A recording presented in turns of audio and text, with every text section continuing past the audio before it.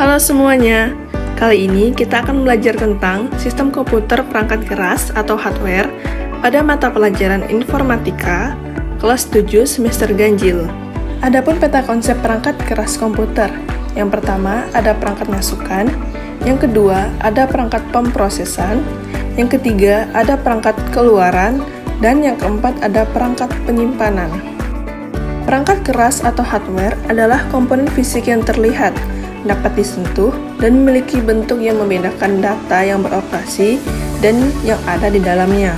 Perangkat input yang pertama ada keyboard.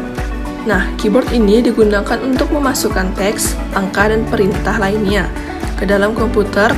Pengguna dapat menekan tombol-tombol pada keyboard untuk menghasilkan input yang diterima oleh sistem. Yang kedua ada mouse. Mouse ini digunakan untuk mengontrol dan memanipulasi pointer pada layar komputer. Dengan menggerakkan mouse di permukaan datar, pengguna dapat menggerakkan kursor di layar dan mengklik tombol untuk melakukan tindakan tertentu. Selanjutnya ada joystick.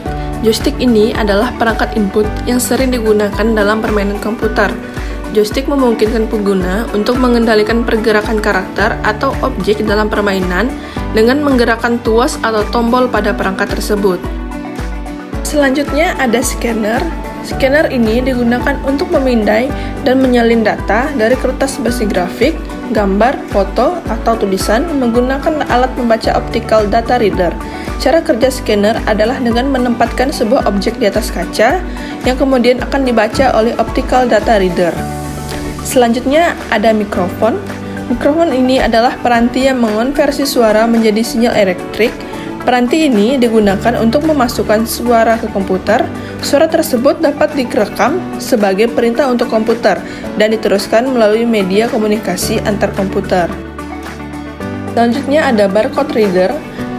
Barcode reader adalah pemindai optis yang dapat membaca barcode yang tercetak. Menggunakan kode bar tersebut menjadi data elektrik dan mengirimnya ke komputer dengan format data yang sederhana. Selanjutnya ada perangkat pemrosesan. Yang pertama ada unit pusat pemrosesan. Itu adalah bagian utama dari komputer yang bertugas untuk melaksanakan keseluruhan operasi yang dilakukan oleh komputer sebagai operasi aritmatika, logika, pengendalian, dan input-output dasar. Selanjutnya ada random access memory atau RAM. RAM adalah jenis memori yang sangat cepat yang digunakan untuk menyimpan data sementara saat komputer memproses data atau mengeksekusi perintah. Selanjutnya ada read-only memory atau ROM. ROM ini adalah memori pada komputer yang digunakan untuk menyimpan instruksi yang ditulis oleh produsen komputer untuk proses booting.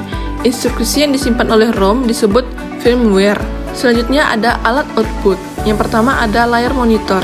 Layar monitor berfungsi untuk menampilkan hasil pengolahan data di komputer, seperti gambar, teks, angka, grafik, dan sebagainya.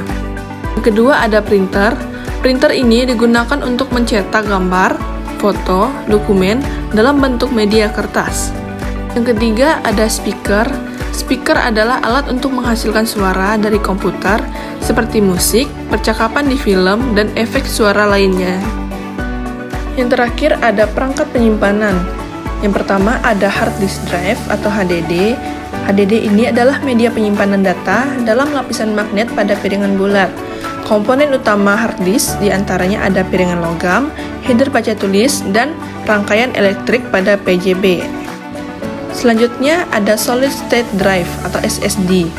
SSD adalah peranti penyimpanan data dengan solid state yang menggunakan flash memory. SSD tidak memiliki disk, pemutar fisik, dan header untuk baca tulis yang biasa digunakan pada HDD. Selanjutnya ada flash drive. Flash drive berfungsi sebagai alat penyimpanan data secara permanen yang portable. Flash drive menggunakan flash memory dan biasanya menggunakan antarmuka USB. Selanjutnya ada compact disk atau CD. CD ini adalah format penyimpanan data cakram optik digital yang dikembangkan bersama oleh Philips dan Sony dan dirilis pada tahun 1982. Format ini awalnya dikembangkan untuk menyimpan rekaman dan memutar audio digital, tetapi kemudian digunakan untuk penyimpanan data. Selanjutnya ada memory card. Memory card berfungsi seperti layaknya hard disk pada komputer yang digunakan pada peranti portable seperti smartphone, kamera digital, dan tablet. Dan yang terakhir ada teknologi penyimpanan awan atau cold storage. Cold storage merupakan metode penyimpanan data di sejumlah server yang dikelola oleh pihak penyedia layanan internet atau internet service provider. Untuk menggunakannya, pengguna teknologi awan memerlukan koneksi internet untuk mengakses datanya. Baik, sekian penjelasan kali ini. Terima kasih.